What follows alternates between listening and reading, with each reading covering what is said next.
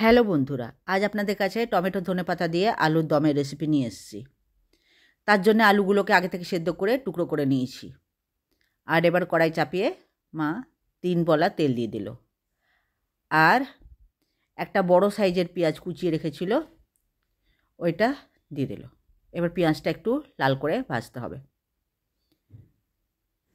আলু সেদ্ধটা আর দেখায়নি, আপনাদের পছন্দ মতন যতটা লাগবে সেই হিসাবে আলু সেদ্ধ করে টুকরো করে নেবেন। পেঁয়াজটা একটু লাল করে ভাজা হলে মা এতে হলুদ নুন মশলা দেবে। পেঁয়াজটা প্রায় ভাজা হয়ে গেছে, দেখুন লাল হয়ে গেছে। এবারে একটু মা জল দেবে আগে, তারপরে হলুদ নুন মশলা দেবে। একটু জল দিল এই জন্যে, তাহলে পেঁয়াজটা পুড়ে যাবে না। একটু বেশি লাল হয়েছে, লাল হলে ভালোই লাগে খেতে।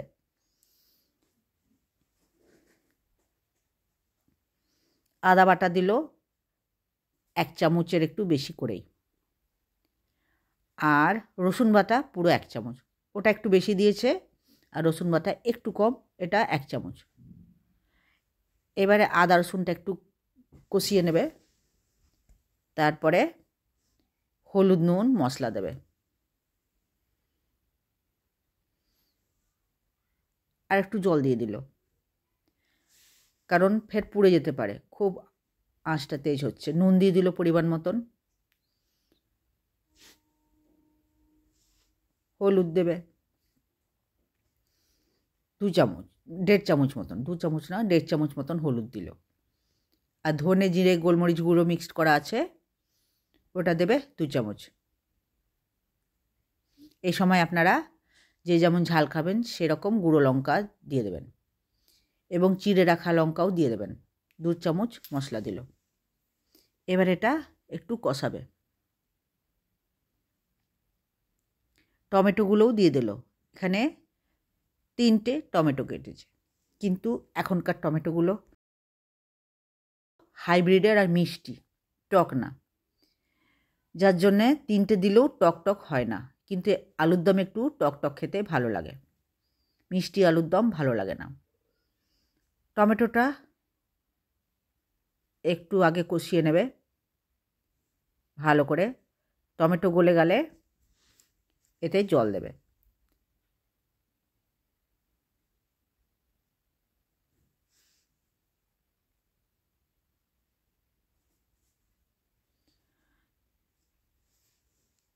একটু জল দিল, তারপরও ফের কষবে টমেটো যতক্ষণ না গলে যায়।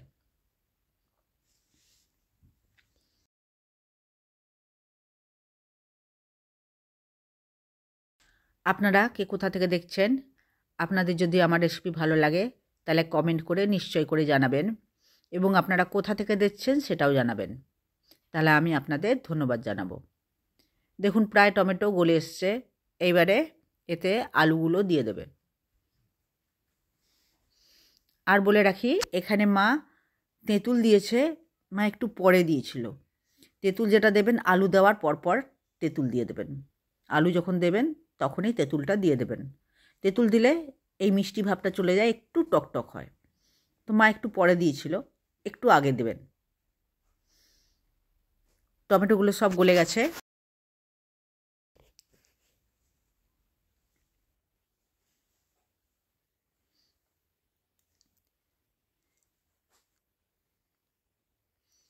তাও মা আর একবার ভালো করে কষে দিচ্ছে, তাহলে টমেটোটা বেশি গলে যাবে, ভালো হবে। এবারে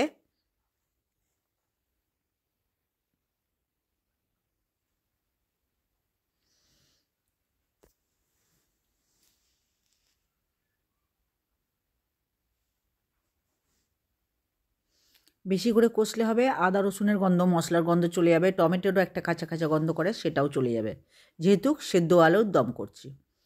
এবারে একটু জল দিয়ে দিল সামান্য, আর তাতে দিয়ে দিল সেদ্ধ আলুগুলো। আর একটা আলু ওতে হাতে করে মিক্সড করে মেখে দিয়ে দিল, তাহলে ঝোলটা একটু বেশি ঘন ঘন লাগবে।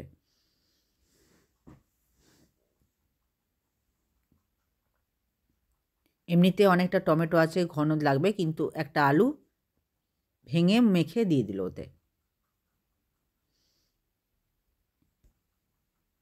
এই সময় মা কটা লঙ্কা দিয়ে দিল গোটা। আপনারা আগেই দিয়ে দেবেন লঙ্কার চেরা এবং লঙ্কা গুঁড়ো। এই সময় আপনারা তেঁতুলটাও দিয়ে দেবেন। মা একটু পরে দিয়েছে তেঁতুল, অবশ্য তেঁতুলের টকটা বেরিয়ে গেছিল। এই সময়ই তেঁতুলটা দিয়ে দেবেন। এবারে ঢাকনা দিয়ে 5 মিনিট সেদ্ধ করবে।